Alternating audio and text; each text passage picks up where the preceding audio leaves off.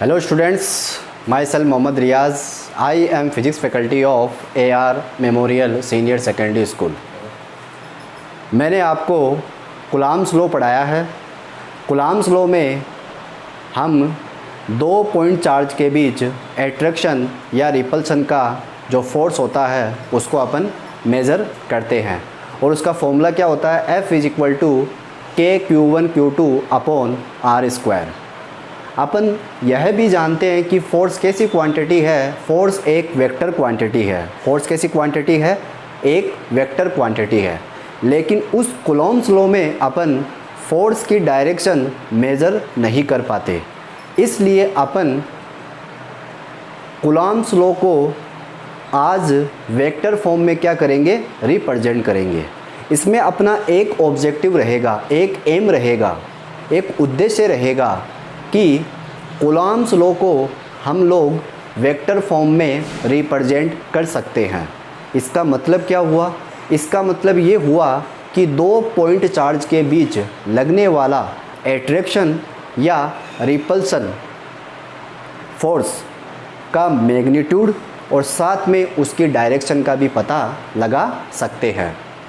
तो इसलिए हम आज एक नया टॉपिक पढ़ेंगे जो कूलॉम्स लॉ से क्या है, रिलेटेड है, जिसका नाम क्या है, vector representations of Coulomb's law.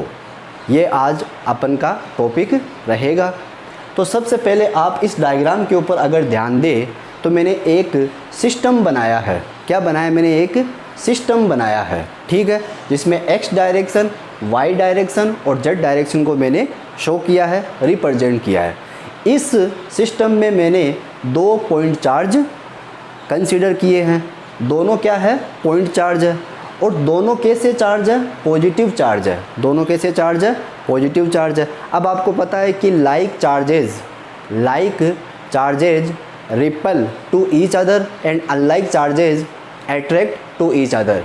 तो यहाँ पे दोनों चार्जेज कैसे हैं, लाइक चार्जेज हैं, इसलिए ये दोनों चार्ज एक दूसरे को क्या करेंगे, रिपेल करेंगे। ये वाला चार्ज इस चार्ज को रिपेल करेगा तो ये वाला चार्ज इस चार्ज को रिपेल करेगा, ठीक है। अब यहाँ पर F21 का मतलब क्या है, F21 का मतलब एज ए फोर्स है और F12 का मतलब भी क्या है, एज ए फोर्स है। अब F2 का मतलब होता है सेकंड चार्ज पे लगने वाला फोर्स। F2 का मतलब क्या होता है, सेकंड चार्ज पे लगने वाला फोर्स। इस सेकंड चार्ज पे फोर्स कौन सा चार्ज लगा रहा है, फर्स्ट चार्ज। तो मैंने यहाँ पर क्या लिखा, फर्स्ट चार्ज लिखा है। तो F21 का मतलब क्या है, force on second charge due to first charge. और F12 का मतलब क्या है, force on first charge due to second charge. अब मैंने दोनों की डायरेक्शन एक दूसरे के क्या की है, अपोजिट की है। तो इसका मतलब ये है कि ये वाला चार्ज इस चार्ज को रिपेल करेगा तो ये वाला चार्ज इस चार्ज को रिपेल करेगा। और मैंने यहाँ पे O क्या लिखा है, ओरिजिन पॉइंट लिखा है। ओरिजिन पॉइंट से ये वाला चार्ज R1 डिस्टेंस से सिचुएटेड है और Q2 चार्ज ओरिजिन पॉइंट से R2 डिस्टेंस से सिचुएटेड है। तो इसकी जो थ्योरी बनेगी वो देखिए क्या बनती है, as we know that force is a vector quantity. Force कैसी क्वांटिटी है, वेक्टर क्वांटिटी है। इसका मतलब फोर्स का मैग्नीट्यूड भी होता है, कितना होता है, K₁Q2/R²। और फोर्स की क्या होती है, डायरेक्शन भी होती है, जो आज अपन इस टॉपिक के माध्यम से पूरा करेंगे। फिर मैंने क्या लिखा है, इसलिए it is a useful to write Coulomb's law in vector form. इसलिए हम क्या करते हैं, कूलॉम्स लॉ को वेक्टर फॉर्म में लिख सकते हैं। वेक्टर फॉर्म में अपन क्या कर सकते हैं, लिख सकते हैं, ठीक है। फिर मैंने क्या लिखा है, फॉर दिस, तो इसके लिए मैंने क्या किया, लेट अस कंसीडर किया है दैट क्या, दो पॉइंट चार्ज मैंने कंसीडर किए, जिसका नाम क्या है, Q1 और Q2। दो पॉइंट चार्ज है, एक का नाम Q1 है, दूसरे का नाम Q2 है, ठीक है। R the position vector. अब Q1 चार्ज ओरिजिन पॉइंट से कहाँ पे सिचुएटेड है, R1 से। तो मैंने यहाँ पे लिखा है Q1 Q2 are at position vector R1 vector and R2 vector from the origin point in vacuum. ये सारी कहानी अपन कहाँ पे मान रहे हैं, वैक्यूम के अंदर मान रहे हैं। R1 क्या है, पोजीशन वेक्टर है किसका, चार्ज Q1 का, कहाँ से, ओरिजिन पॉइंट से। R2 क्या है, पोजीशन वेक्टर है किसका, Q2 चार्ज का, कहाँ से, ओरिजिन पॉइंट से। तो ये इसकी थ्योरी है, आप अपनी नोटबुक में इसको राइट करें।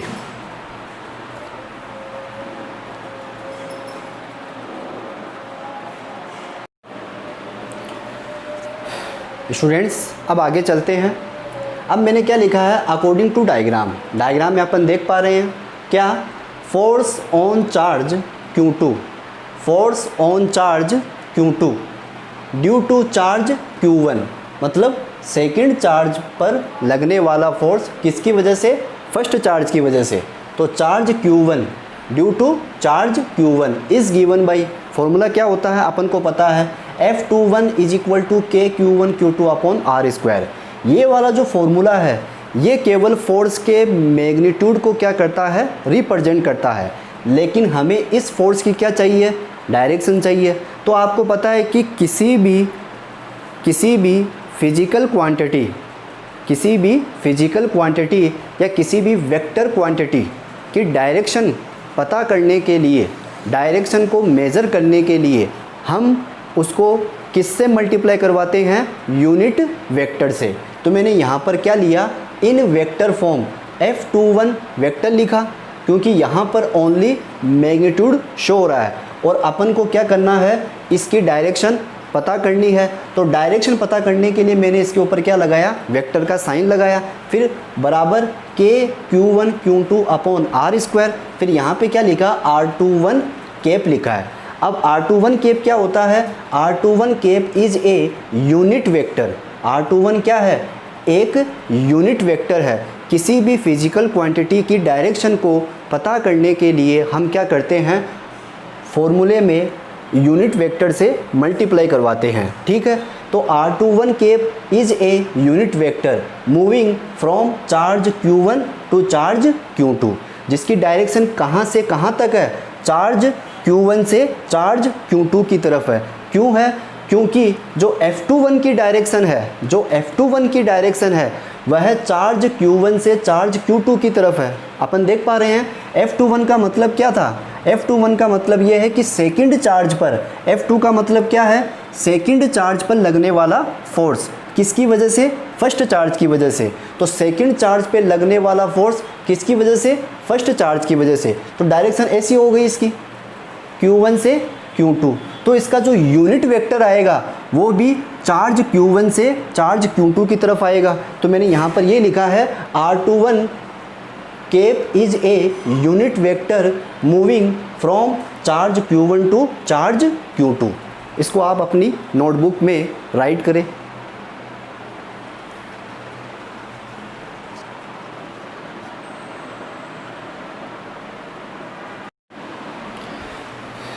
स्टूडेंट्स अब आगे देखें तो देखो F21 vector is equal to के Q1 Q2 upon R square. अब मैंने R12 की जगह क्या लिखा है, वहाँ पे मैंने R21 कैप की जगह क्या लिखा है, R21 vector upon R21 vector का मोड लिखा है। क्योंकि अपन जानते हैं कि अगर कोई A यूनिट वेक्टर हो तो उसका फॉर्मूला क्या होता है, ए वेक्टर अपॉन ए वेक्टर का मोड होता है। पता अपन को ये बात 11th क्लास में अपन ने वेक्टर चैप्टर से पढ़ी है। तो इसी तरीके से मैंने क्या किया, R21 जो कैप है उसको मैंने क्या लिख दिया, R21 vector upon R21 vector का मोड। तो यहाँ पर देखो R21 vector upon R21 vector का मोड लिखा मैंने। फिर अब R21 वेक्टर का मतलब क्या है, एक्चुअल में इसका मीन्स क्या है। R21 वेक्टर को अपन बोलते हैं डिस्प्लेसमेंट ऑफ चार्ज Q2। क्या बोलते हैं इसको, displacement of charge Q2 with respect to charge Q1। क्योंकि यहाँ पर जब Q1 चार्ज Q2 चार्ज पे फोर्स लगाएगा तो इसका क्या होगा, डिस्प्लेसमेंट होगा। तो डिस्प्लेसमेंट किसकी रेस्पेक्ट में होगा, फर्स्ट चार्ज की रेस्पेक्ट में होगा। तो मैंने यहाँ यही लिखा है कि जो R21 वेक्टर है वो क्या है, डिस्प्लेसमेंट है। क्या है, डिस्प्लेसमेंट है किसका, चार्ज Q2 का, किसकी रेस्पेक्ट में, फर्स्ट चार्ज की रेस्पेक्ट में। इसलिए अपन r21 वेक्टर को क्या लिख सकते हैं, r2 vector minus r1 vector. r21 vector को क्या लिख सकते हैं, r2 vector minus r1 vector. अब ये वाली जो इक्वेशन है वो मैंने यहाँ पे पुटअप की है, के Q1 Q2 upon r21 vector का मोड फिर क्यूब लगाया। अब यहाँ पर अपन r21 लिख रहे हैं तो अपन यहाँ भी क्या लिख सकते हैं, r21 लिख सकते हैं। यहाँ पे r21 का मतलब क्या हो गया, Q1 और Q2 के चार्ज की बीच की डिस्टेंस, Q1 और Q2 चार्ज के बीच की डिस्टेंस। तो मैंने r21 का क्या कर दिया, क्यूब कर दिया। r के ऊपर स्क्वायर था, यहाँ पे r की पावर 1 है, जब इसको इससे मल्टीप्लाई करवाएंगे तो यहाँ पे क्या आएगा, क्यूब, लेकिन क्या है, मोड में आएगा। फिर r21 वेक्टर की जगह क्या लिखा, r2 vector minus r1 vector. इसको आप अपनी कॉपी में राइट करें।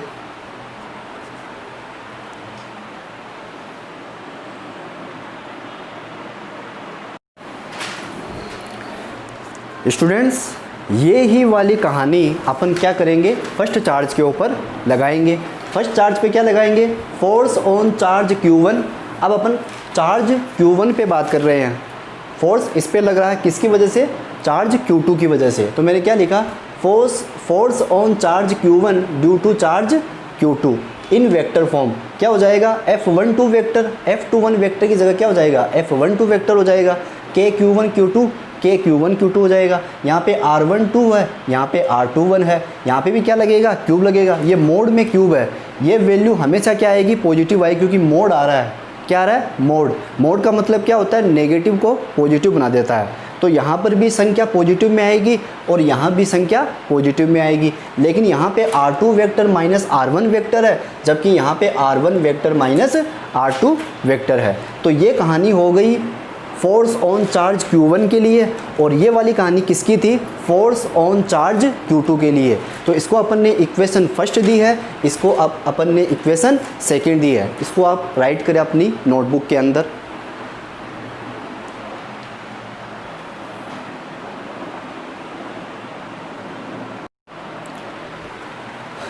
अगर अपन इक्वेशन सेकंड को और आगे बढ़ाते हैं तो अपन क्या देखते हैं कि F12 vector is equal to के Q1 Q2 अपॉन R12 का मोड का क्यूब लगेगा।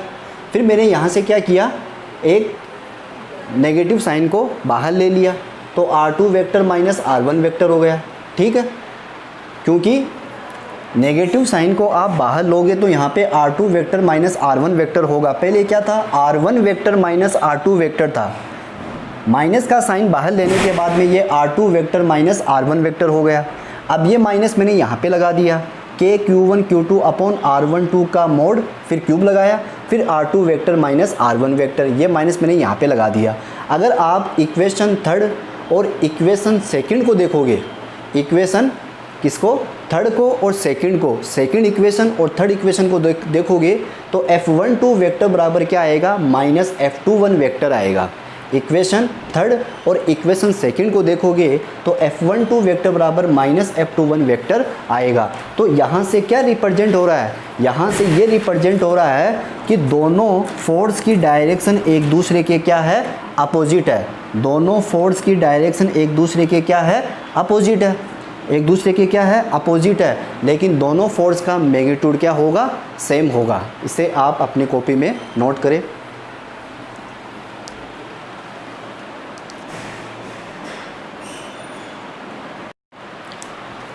तो अपन यहाँ से रिजल्ट क्या निकाल सकते हैं, hence the force acting due to two charge are equal in magnitude.